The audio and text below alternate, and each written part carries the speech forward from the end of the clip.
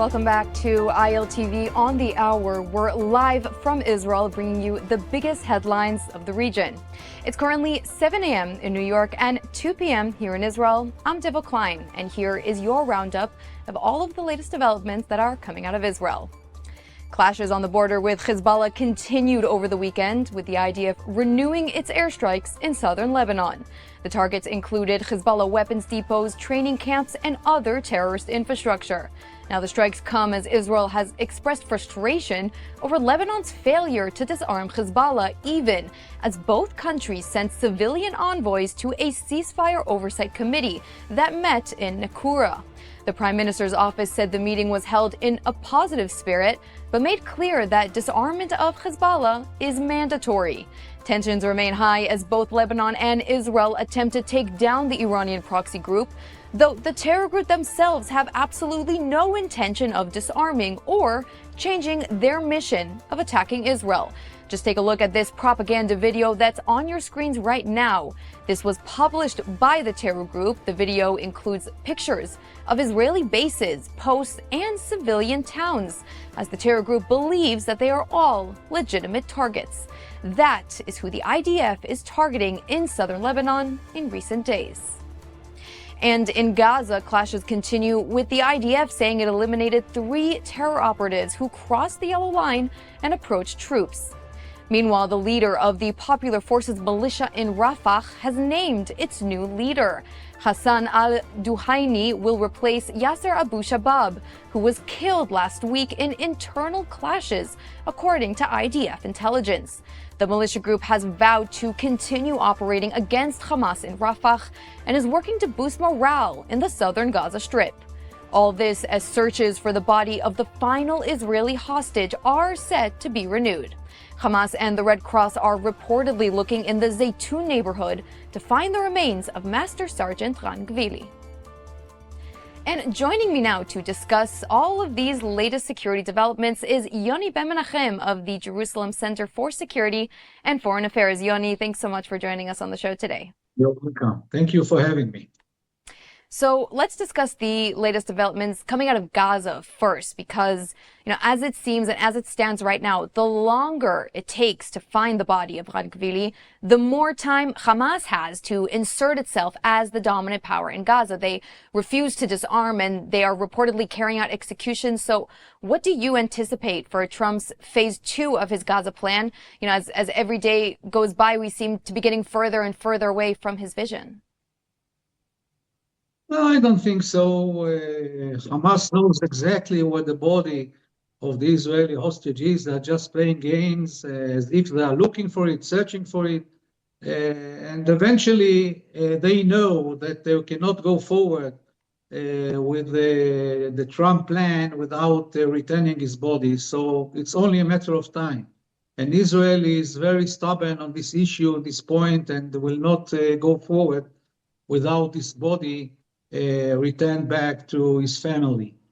As for Hamas, I think it's not only Hamas. I think the whole Middle East is waiting for the crucial meeting in the end of the month between Netanyahu, Prime Minister Netanyahu, and President Trump. I don't know if it will be in the White House or in Florida. There are different reports about it. But in that meeting, they will decide about the course of the Trump's peace plan, and will give the priorities concerning Gaza and concerning Syria and Lebanon. So we have to wait and see what will be concluded in this meeting. Right, there's definitely a lot to discuss between the two leaders, but I'm thinking and assuming that one of the topics that may come up in this meeting that the leaders are supposed to have is regarding the Turkish forces, as the phase 2 does include the International Stabilization Force. And, Israel remains adamant that no Turkish soldier will be a part of the International Stabilization Force. And I think it's rightfully so. Ankara have been big critics of Israel. But as of right now, no other nation is really stepping up to the plate. Do you think that Israel will have to take over phase 2 somehow if they don't want to let Turkish forces in? I mean, how do you see phase 2 being implemented otherwise? I think President Trump understands very well the Israeli opposition to the presence of the Turkish forces. This is a red Israeli line, and I don't think that the President Trump will enforce it on Israel and make her accept this idea. We'll have to wait and see the other countries that are supposed to be participating in this international force for stabilization of the situation. Still there is time. We're talking about only the middle of January, where they're supposed to be deployed in Gaza. So the Americans have a few weeks to arrange all the necessary arrangements. Mm-hmm. So just to recap, you think that as it stands right now, the plan is going it's going according to plan, is what you're saying? Because that's not the feeling on the ground, is it? Look, of course there are difficulties, but President Trump is very determined, and we saw that the first stage of this plan, which is returning the hostages, is almost finished, almost over, successfully. There's only one body which is supposed to be returned to Israel. So we can say that 99% of this, the first stage, was successful. Now we have to insist on what was agreed upon in this plan between Prime Minister Netanyahu and President Trump. There will be no deviations from the original plan. And I think this is what the meeting is about in Washington or in Florida, to get the agreement between Trump and Netanyahu and go forward without any difficulties. I think that they are very coordinated, and even if there are some disputes about some points, I think that they will find the golden path to overcome all the obstacles. The main obstacle is not Israel. The main obstacle is Hamas, which refused to disarm and trying to gain time and hoping for an early Israeli elections and dragging its feet. Maybe they think that Trump will lose in the elections next year to the Congress and the Senate, whatever, what's called the mid-elections. And this is what they don't have any other options. They know that the end is coming and the countdown already began. Mm-hmm. The end is definitely coming. But you mentioned civilian elections in Gaza, so that kind of leads me to my next question. Is Hamas still, popular in Gaza? We have the opposition, the Popular Forces militia, combating Hamas. But if, say, elections were held today in Gaza, wouldn't Hamas be winning again? I mean, what's your take on that? Of course, all of Gaza is Hamas. Don't listen to somebody who's telling you otherwise. All of them supporting Hamas in spite of the disaster and the second Nakba, which this terror organization brought upon the people of Gaza. They hate Hamas, but they hate the Jews more than Hamas. So they will elect Hamas, not only in Gaza, also in the West Bank. And believe me, there are not going to be any elections in the coming 2 years, for sure. Mm-hmm. So when it comes to, the topic of indoctrination toward hate and raising the next generation of terrorists, really, Israel just has no choice but to wait it out? Or is there anything that we can do to really protect Israel's civilians on the southern border? We have to have a very meaningful presence of the Israeli military in Gaza. There's no hurry. We don't have to withdraw. Now we're occupying about 60% of the Gaza area. We have to stay there. We have to persuade Trump to go ahead with the immigration plan and just allow all the Palestinians in Gaza that want to go abroad to let them go. And this means that Trump has to put the pressure on Egypt.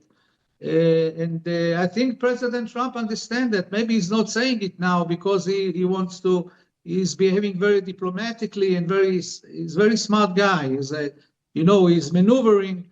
But eventually everybody knows that Gaza, with 100% support for Hamas, cannot exist along the Israeli border where the Israeli settlements suffer this horrific massacre on the 7th of October.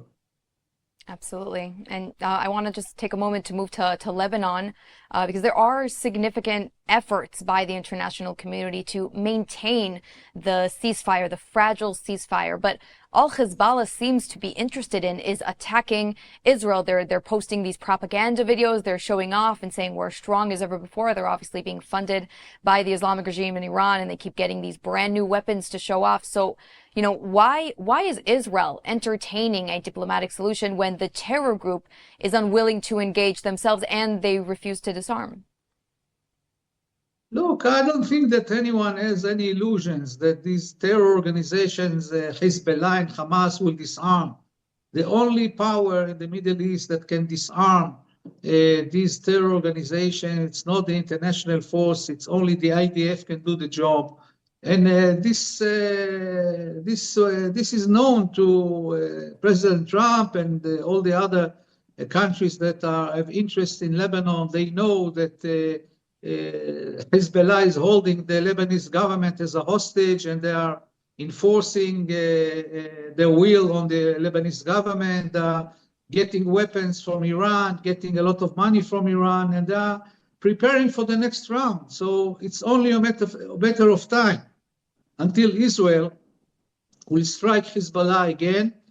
And I think that this is one of the main purposes of the Netanyahu's visit to Washington to meet with Trump to get the green line. The Americans are supporting Israel on this issue of Hezbollah 100%.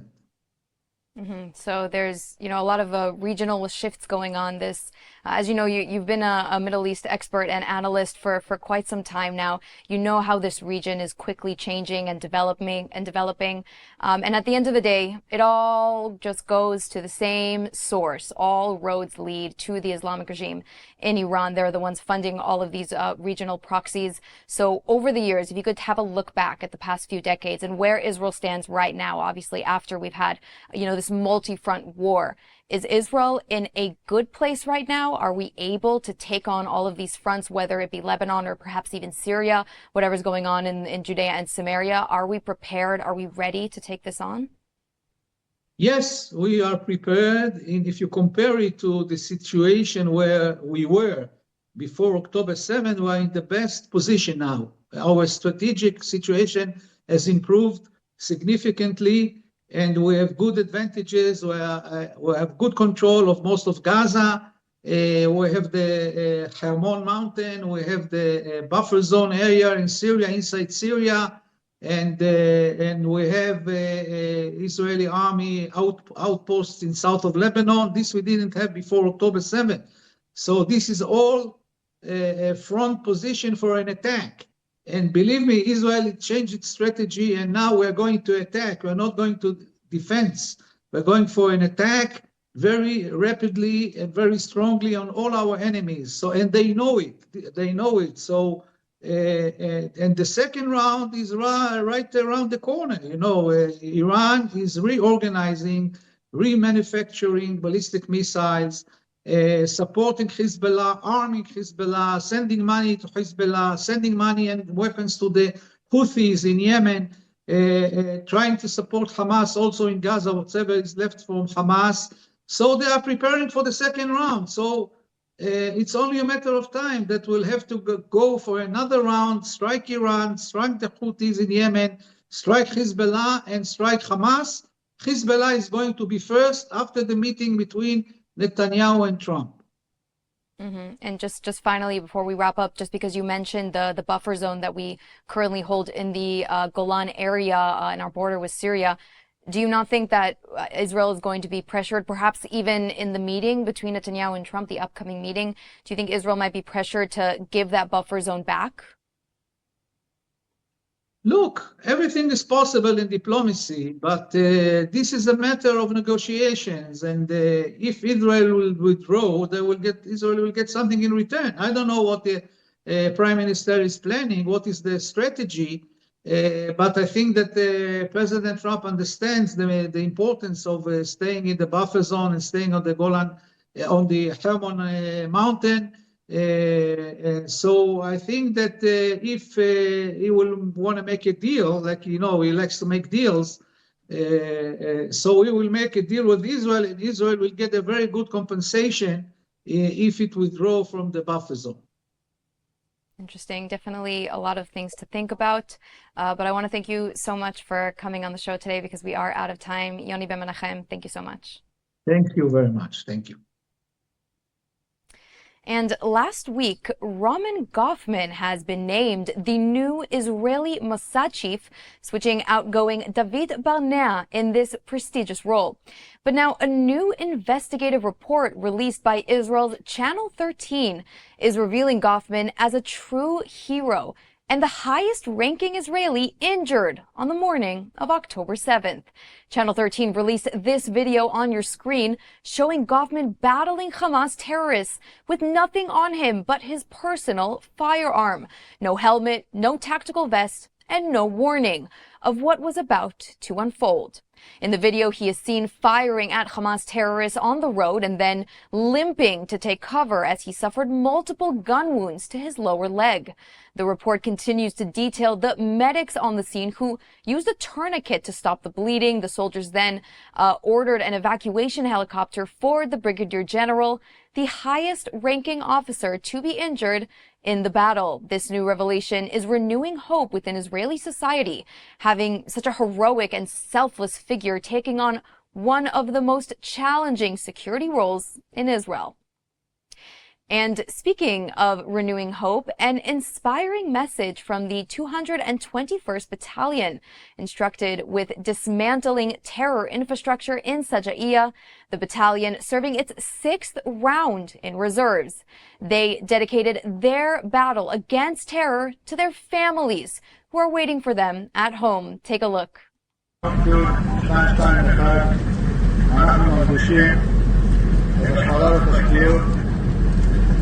כבוד המשפחות, בני הזוג, שרק בזכותם אנחנו מצליחים לעשות תעסוקה משמעותית, לפגוע במחבלים, להרוס את כל התשתיות על הקרקע ותת הקרקע. תודה לכם. שיהיה לאחור ותחתקים. And over the weekend, mass flooding took over the streets of Israel's Negev region, that's in the south of Israel. Filled with desert mountains and Arava streams, the heavy rains from over the weekend poured into the roads leading in and out of Eilat, Israel's most southern city. The roads were subsequently blocked, with Israeli police and rescue teams on high alert. Video footage from over the weekend shows mass exodus and long lines of traffic as vacationers in Eilat attempted to flee before the roads shut down. Authorities warned that additional roads in Eilat and the Arava may be closing through the night as flooding continues to batter the south of Israel. And finally, a big milestone for the world of basketball. NBA superstar Deni Avdija has broken the record and is now the highest scoring Israeli in the NBA's history. The Portland Trail Blazers forward surpassed Omri Caspi's career total on Friday night when he scored 35 points against Detroit to reach 4,648 career points, a record he achieved far faster than any Israeli before him. This season, Avdija has transformed from a reliable starter into a full-fledged NBA star. He is Portland's #1 scoring option, primary ball handler, and top perimeter defender, a role that has him averaging an incredible 26.2 points per game, putting him in the same statistical company with top NBA superstars. Nicknamed Turbo, Avdija leads the entire NBA in drives per game and continues to be a force on both ends of the floor. If Avdija maintains his current form, he is on track to becoming Israel's first ever NBA All-Star. And joining me now to discuss this development is former basketball player Tal Brody. Tal, thanks for coming on the show today. Yeah, thank you. So very nice to see the clips on Danny, not at 3 or 5 in the morning. So you see it live time in the middle of the day. That's great. Absolutely. I want to talk about these clips because and Avdija's achievement of breaking the record, it was really only a matter of time until he broke this record, as we reported earlier, because his career is only just beginning and he's already being hailed as a superstar. Can you talk about the impact that Denny is having on the world of Israeli basketball right now? Well, he's having quite a large impact because it's what he's doing. It's not only on the basketball court, it's before and after the games, and what he's doing when the team is traveling all over throughout the United States, the Jewish communities, the federations, the JCCs are bringing the kids out, and also the adults are coming out as well. And, Danny's very congenial. He's when he can, he's meeting them and saying a few words before the game. It's not comfortable to do that, but he's doing it, and he's very good with the community in Portland because he's on a very busy schedule. But still, he's making us proud. And I know Danny since his beginning I built the school for the city of Herzliya, and he started out in Herzliya, went over to Maccabi at about 14, 15 years old, and started to grow in size, and basically made his career with the U16 national youth team and U18, because when he came over to Maccabi with the main team, he was averaging about 4 points a game. And then with the U16 and the U18, where the basketball scouts in the NBA saw him, he was already one of the most, let's say, the best players in Europe, and about 17 points a game, leading the championship for the Israeli team. Also in rebounding, maybe 7, 8 rebounds a game, and assisting. And then from that, to go into Washington in a situation where you have Bradley Beal and Russell Westbrook that took about 50% of all the shots, but Danny saw, and he was smart enough to go slowly in and not to really rush himself into the game. So he did all the supplemental work that really you don't write about in the newspaper.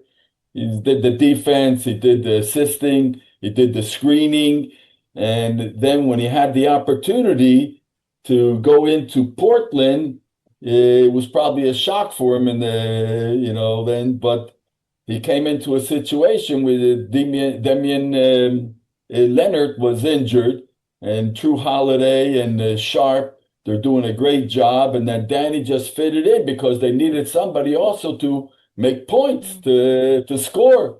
And Danny filled that position more than anybody expected him to do in Portland. And he became one of the leading players, I would say, in the NBA from the young group of guys that were drafted in. He was ninth in the NBA draft, but he's doing a great job. And I think he has a very good shot to be on the NBA All-Star in the All-Star game. And that's in February 13th, if I'm not mistaken. And it'll be great to see him there. I mean, everybody's watching the TV, waking up in the early hours of the morning. And if he gets that honor, that would be a great honor for himself and for Israel and for Maccabi Tel Aviv and Bnei Herzliya and everybody together. I mean, it's great to watch his career. And he does it in the best way and the best, possible way you can. He's very conservative. He's not a Schwitzer, or whatnot. He's not bragging, and he's doing his job, and he knows that all of Israel's watching him every day, every game that they can see. And we all wish him the best of luck. I mean, he's doing a great job, and when Damian Leonard comes back, they're going to have even a better team, and they could get into the playoffs. And that's right. And nobody should look at it that maybe he's going to be scoring less.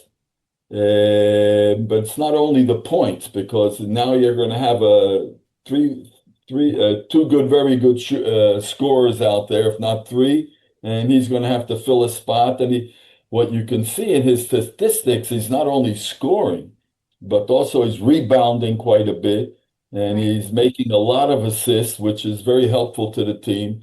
And that gives him the complete type of player, as well as being the best type of player that you could have in a locker room when you're losing in the first half of the game and not disturbing the, from the feeling of the team. And so Right. It's like you say, they he's a love him leader in on the Portland. court and also in the locker room. He's a leader, in his game, but also in his personality. I wanna touch on some of the stats that you mentioned that I have right here in front of me. He's averaging 26.2 points per game, 7.2 rebounds, and 6.2 assists. But you mentioned his team, the Trailblazers, they're not necessarily performing incredibly well. They're ranked 10th in the Western Conference, and they have a record of 9 wins and 14 losses. So the stats don't necessarily align. I want to ask your opinion. Do you think this is a further testament to Denny's skills on the court, or could his current form be thanks also to the underperformance of some of his teammates? What's your take on that? It's not that the underperformance. I think that they're playing very nicely. It's just that the NBA has an abundance of great teams. Everybody thought in the NBA, I remember meeting David Stern, the commissioner, and everybody was thinking what's going to be when Michael Jordan retires from basketball. But his retirement, all of a sudden that the drafts brought in such an amount of good players, and in all the teams, you have good ball players. So as far as Portland is concerned, they have some good ball players on that team, but the other teams also have great ball players. And as I say, what Damon Lillard is injured. He's a great ball player, and he's going to be coming back, and it's going to be a more balanced team. And he could pull the team towards the middle, maybe towards the end of the season, that the team could get together and get into the playoffs. I mean, it's they had a tough beginning. Danny is Right. for sure doing his quite a way to job. go. Danny is, but he's doing his job. They've been losing some very tough games, close games, but it could all turn around. The same with Maccabi. The team is not doing well up to now, but maybe with a few changes. But even if not, that beating the fourth team in the EuroLeague, the team from Lithuania, it gives a little bit of an inspiration towards this Thursday's game, that maybe if we can win against the French team, then the team could start moving forward, and towards the middle or the end of the season, we could be okay. It's been very disappointing so far, but we hope there'll be a change. Yeah, but also the viewers at home just absolutely love a good comeback story. Now, we are almost out of time. We have really just a minute on the clock. But if my research serves me right, you gave up a bid to play in the NBA, to play in Israel. Could you sum that up in just a minute? Well, first of all, the NBA in 1965, even though that being selected by Sporting News as one of the 10 best players coming out of college that year, and I think 12th in the draft, Wilt Chamberlain was making $100,000 a year, not $55 million for 4 years of Denny, or Steph Curry for 1 year. So it was a different story. So when I went to the Maccabiah games in Israel, the 7th Maccabiah, Maccabi gave me a challenge to come for 1 year. I never thought it's going to be close to over 50 years in Israel. We're already married to Tirza. We have 3 children and 13 grandchildren here. I never thought that, but no regrets. I'll take that same Mossad, take that same road. And the NBA today has changed. Television has been unbelievably good to the NBA. And I think that, as I say, you have so many abundance of good teams. It's very interesting to watch. Even at 3 o'clock or 5 o'clock in the morning, it's great to see the NBA games. Yeah, and it's really nice to see, the Israeli basketball community coming together and watching the NBA. As you say, it's not just the European League. They're also watching the NBA. But we are unfortunately out of time. Tal Brody, I want to thank you so much for coming on the show today and speaking with us. Just one thing, that it's not only Maccabi Tel Aviv today in the EuroLeague, it's 2 Tel Aviv teams that are playing in the EuroLeague, and that's a great honor for Israeli basketball. Tal, I'm so sorry. Team will get in. Tal, I have to interrupt you because we're live and it's going to cut off. I'm so sorry, but thank you so much for joining us on the show. That is a wrap for this edition of ILTV on the Hour. I'm Devo Klein, and I want to thank you all so much for joining us and for watching today.